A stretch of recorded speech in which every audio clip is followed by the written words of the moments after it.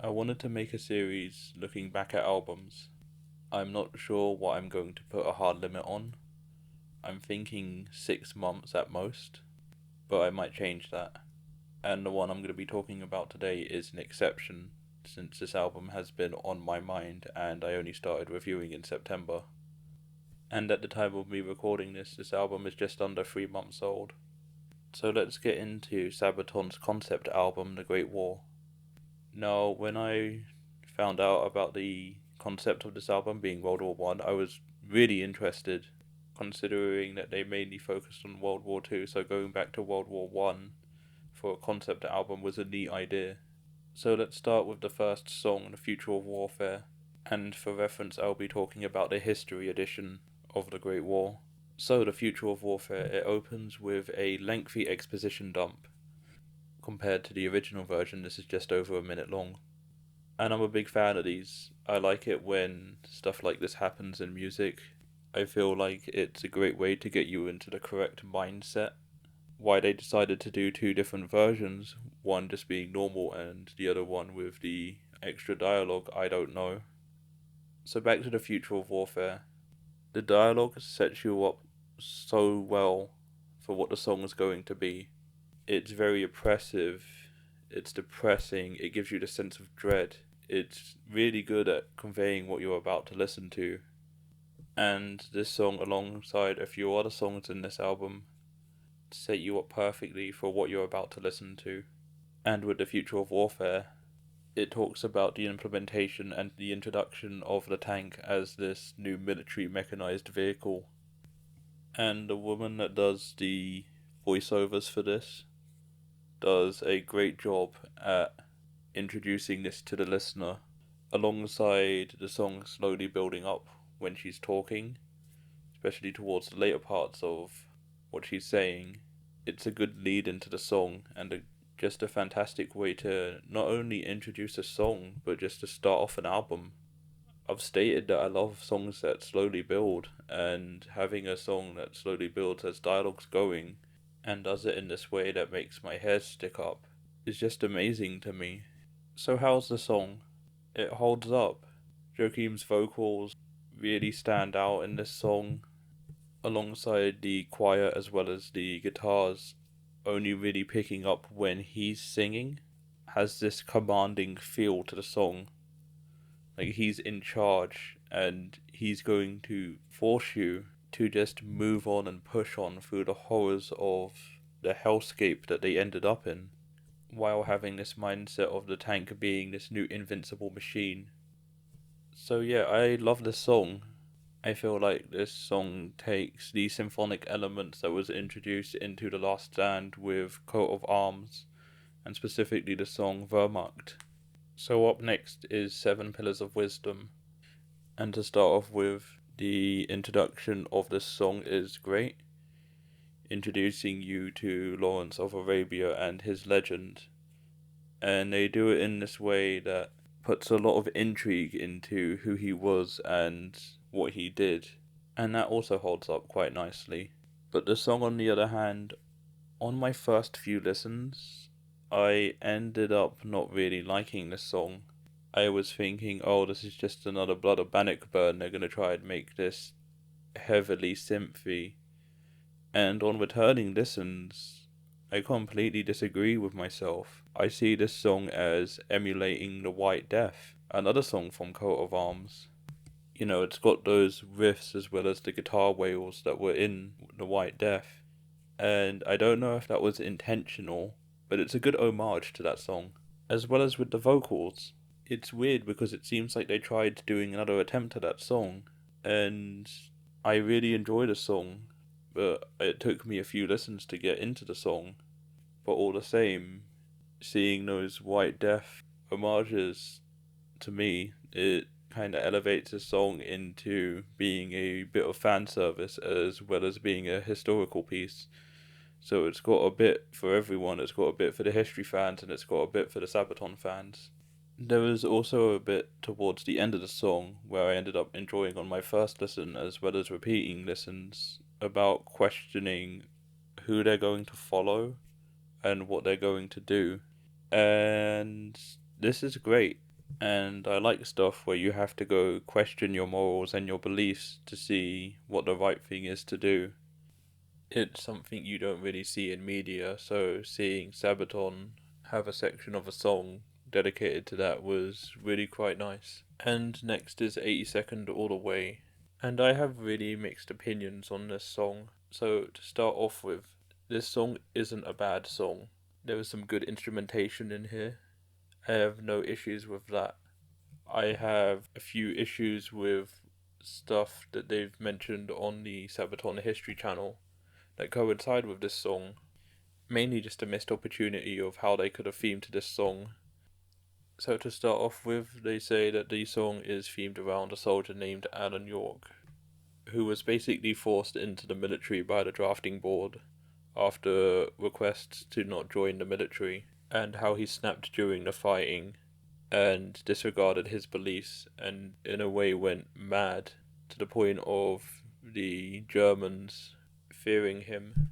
I'm gonna be honest, after listening to Sabaton's video on the story behind the song, it's kind of made the song worse for me, considering that I don't think they went in the best of directions for this song. I feel like it should have had some religious undertones and talked about how he just snapped under pressure more. And I see this song as misguided because it is a more poppy song about a person who lost their mind under the madness and under all the bloodshed and after everything he went through. It's like if someone took Mad World and decided to turn it into a modern day pop song. It just doesn't feel right.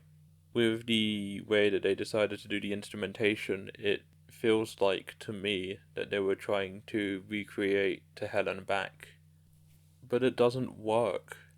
It doesn't work in the context of this soldier's story. With everything into Hell and Back, it makes a little bit more sense. Into Hell and Back, they had a reason of the song being the way it was written, because the guy that went through all of that also starred in the movie about himself. So the song was more referencing the more Hollywood side and the more silver screen side, while this song doesn't really have that. There isn't much in terms of movies, books, or just anything on this dude, and it just doesn't work. 82nd All the Way isn't a bad song, it's just a song that's been misguided. Oh yeah, I also forgot the intro with the woman speaking at the start of this song also doesn't really help to this. So yeah, that's just adding on to it in my opinion. But I have a different problem with Attack of the Dead Men. So let's start in with the introduction from the history version. It's really good at setting up what the song's about. There's nothing wrong with it. But my issue isn't with that. I have mixed feelings about one section of this song, and that's when Joachim sings, and that's when the dead men are marching. And on my first few listens, I didn't really like this, but after a few more listens, I started to get used to it and enjoy it more. But I don't have an issue with it in the earlier stages of the song. It's actually, for me, when it's used at the end of the song, I don't think it works. I really enjoy the way that the song kinda repeats a part of the chorus and slowly fades out. But then when they add that bit on top, to me it kinda takes away what I see from the song. It takes away this horrifying sight of seeing these people that should have been dead just charge through this gas. That is horrifying for both sides, and seeing people willingly run through it thinking that they were dead but no, they're alive charging you. It's a horrifying sight to see. And just when I listen to the song and I picture that and the bit I previously talked about, when that kicks in, it ruins the feeling of it for me. But I can put up with it in the other stages of the song. I just don't know why I can't really put up with it in this stage of the song. And this is after around like 9 or 10 listens of Attack of the Dead Men. I just have this one part of the song that to me just takes the whole experience of the song away from me, and it kind of sucks. And next up is Devil Dogs, a song that reminds me heavily of Smoking Snakes. Okay, so first let's start off with the History Edition's intro. Again, no issues, and also helps with the theming of the song about a company that is excited to join the Great War, to join this madness. And yeah, structurally the song is very Smoking Snakes. You can tell. Like, just put the choruses of both of them together and you'll see what I mean. But something I don't get is that with Devil Dogs and 82nd All the Way, they were trying to capture that To Hell and Back feel. And it's weird considering that they have two songs on the album that both do that. I feel like, as I've said, they should have focused 82nd All the Way a different direction and kept this song the way it is. It's just weird because it feels like they tried having two extra To Hell and Backs and trying to capture that style where sometimes contextually with 82nd All the Way it doesn't work. But it works a lot better with Devil Dogs, and with Devil Dogs it works fine. Like, the song's good. I wouldn't say it's my favourite song on the album. It goes to some of the ones that are a lot later in this album, but it's still a good song. So now I get to talk about the Red Baron, and first up, the historical intro. And they don't really need to say much about the Red Baron, considering when you think of World War one of the biggest things in media coming out of that, and still to this day that's relevant, is the Red Baron, this German menace who flew this red plane. And in the historical intro of the song, they don't really need to tell you that, considering a lot of people already know about the Red Baron. They give you the information you need, which leads into the song, and that transition and everything is fantastic. And it transitions into the song that is just bombastic from start to finish. And correct me if I'm wrong, but the keyboard, like Blood of Bannockburn, is playing in the same key. So yeah, the instrumentation of this song goes all out, with my personal favourite part of the song instrumentally being the guitars in the intro, and how they're having these pseudo mini solos. Lyrically, I really like what they've done with this song, except for one thing which I'll get to at the end, but that's more of a personal nitpick than it is an issue with the song. To start off with, I think that the Red Baron alongside Fields of Verdun were recorded alongside each other, as Joachim does some vocal stuff in this song that is only really seen on Fields of Verdun and the Red Baron, and that is emphasizing the last letter of a word. And this is apparent in the first verse of the song: man and machine, and nothing there in between. A flying circus and a man from Prussia. The sky and the plain, this man commands his domain. The Western Front and all the way to Russia. This part is significant as the A's in Prussia and in Russia are both emphasized and in a way exaggerated, and this happens throughout the song. And this also happens in the chorus. And he's flying higher, the king of the sky. He's flying too fast and he's flying too high. Higher, an eye for an eye, the legend will never die. Each time in that they say higher, they emphasize the A. And I really like this style of song.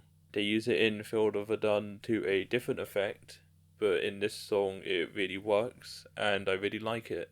Honestly, when they released the Red Baron and Fields of Verdun as singles, I thought they were going to be focusing on this vocal style, but it only really happens in these two songs, and to me it feels like a missed opportunity because I really liked it and I would have liked to see them do more like this. And yes, I understand for some songs this wouldn't have worked, like in The Future of Warfare or The End of the War to End All Wars, or even 82nd All the Way. It just wouldn't have gone. So I'm happy that it's in the Red Baron as well as Fields of Verdun. But I also have a lyrical nitpick with this song, and it's very minor and it's only at the end. It would have been interesting if instead of them at the end of the song saying the legend will never die, to the legend has died, would have marked the end of his career and his death. But as I said, it's only a minor nitpick. The song's fine without that, I just thought I would mention it. And next up is Great War, the title track for this album. And I have really mixed feelings about this song. Look, the song's alright. I just have some issues with this song. So starting off with the history intro is fine.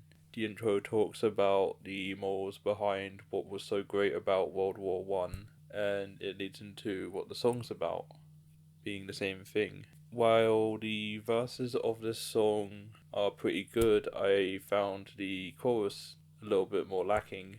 I preferred the vocals because each time they were slightly changed, considering that they don't really do that with all of their songs. So this was giving me reminders of Blood of Bannockburn, Wehrmacht, The Final Solution. While I enjoyed the verses, I found the chorus, to put it blankly, quite generic. With the verses, it at times being a little bit too edgy in my opinion. I found the chorus a little bit misguided, a little bit misled. It was a bit too poppy.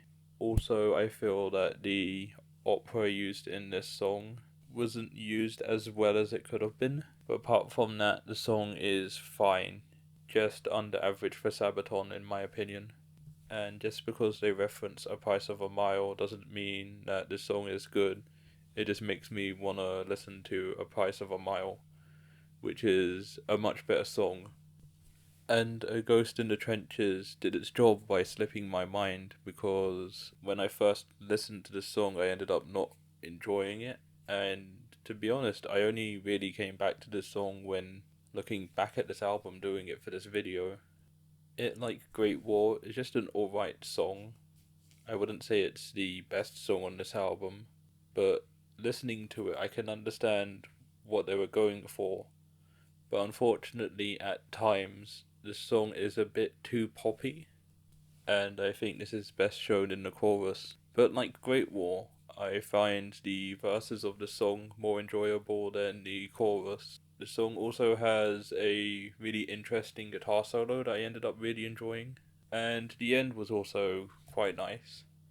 Look, I feel that the song instrumentally wasn't really written the greatest, as the song is just a bit too generic sounding. But don't worry, if I'm sounding a bit too negative, I get to talk about my favourite song on this album, Fields of Verdun.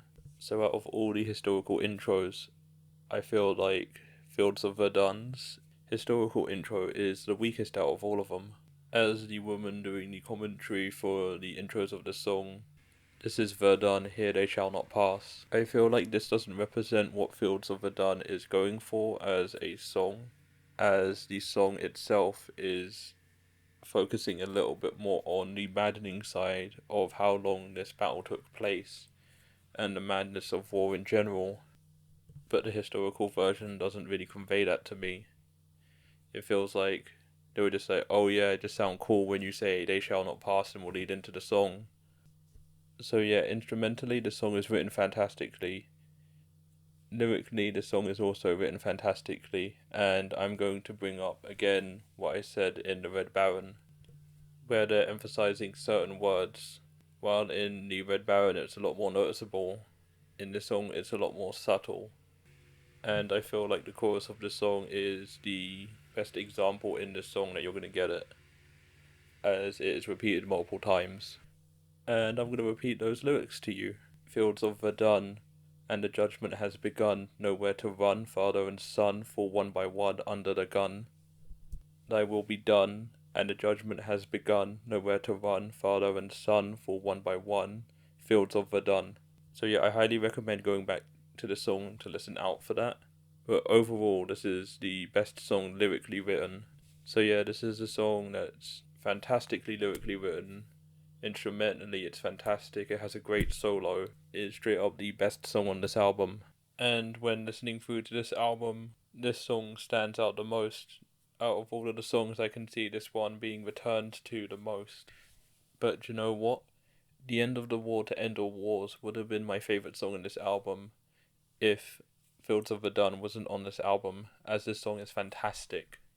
Being the final song on the album is the song, in my opinion, where each part gets it right. The historical intro, the lyrics, as well as the instruments used, like the guitar, the drums, the keyboard, just everything is used appropriately. And to me, it's the song that's the reason to listen to this historical version, as it is oppressing in every single way from start to finish. This song doesn't end on a happy note. No, they end on a dark note here, and I'm really glad that they do that. This song is quite oppressive as well as regretful, and it's fantastic. Throughout the song you feel this overwhelming sense of regret, as Joachim's vocals in this are so good. Some of his best vocals, and in my opinion, the best vocals he's done on this album, with second being the Red Baron. But just everything together with this song is just perfect. And if you're a fan of like their more light-hearted stuff, then that's not what you're gonna get out of this song. This song is like Wehrmacht and like The Final Solution, where they're just overall these heavy, kind of depressing songs. And The Final Solution was the song that got me into Sabaton, so having a song like this that ends up reminding me of The Final Solution is just a welcome sight. So let's talk about the bonus track of this album, In Flanders Fields. It would have been interesting to hear the band sing it, but instead they just get a choir to do it, and it's fine. I just feel like their previous bonus songs have been more interesting, especially in The Last Stand, even though one of them wasn't very good. I'm not going to name which one. It was still interesting to listen to those bonus songs, but instead they just do this one song sung by a choir. And when you keep doing stuff like covers of different songs from other bands or really releasing some of your old songs in a newer style, you set yourself up for expectations. And me personally, I was either hoping for Bismarck to make an appearance on this album, as they released it as a single the same year and before the album was released, or maybe just done some other famous metal covers or alternative versions of songs. Like, it would have been interesting to hear a piano version of The Price of a Mile, since that was on The Art of War, and that song focuses on World War One. So it would have been interesting to have an alternative version of a song about World War One on a previous album. But no, it's In Flanders Fields, and it's fine. I'm not the biggest fan. Someone out there probably is, but it ain't me. So with me finished up talking about all the songs on this album, I get to talk about how much this album holds up. And this album's, you know what, it's pretty good. Wouldn't say it's their best work. That for me goes to Heroes and Will Never Be Beaten. But I put it underneath, and I mean just slightly underneath The Last Stand for me, as The Last Stand does a lot of things that this album does better. Like, I preferred more songs in The Last Stand. I felt like that was a more solid album than this one. That album doesn't make as much mistakes as I think this album does. But this album is still good. You can listen to this and still get a solid experience. If you've never heard Sabaton, this album might get you into Sabaton, but if you're a Sabaton fan, there is some good stuff in there. There just might be a lot of stuff in here that you might not like. So I feel like this album does hold up, but it's got a few flaws. And if you say to me that this album doesn't hold up, I can agree with you to an extent, but I still feel like there are a lot of aspects of this album that do hold up and are a good example of modern day power metal, as well as a few mistakes that could be looked at and improved upon. So yeah, I'm going to repeat this again. It's a solid album with some flaws, still holds up. Not as good as The Last Stand, but still a good album. I just wish that Bismarck was on this album as a bonus track, as there's not much incentive to buy or listen to the limited edition version of The Great War, as all you're getting out of the limited edition is In Flanders Fields. And with the historical version, while you are also getting the historical intros, I feel like it's not enough. While the woman doing the voiceovers in the historical version is great, I just can't justify paying for the historical intros as well as In Flanders Fields.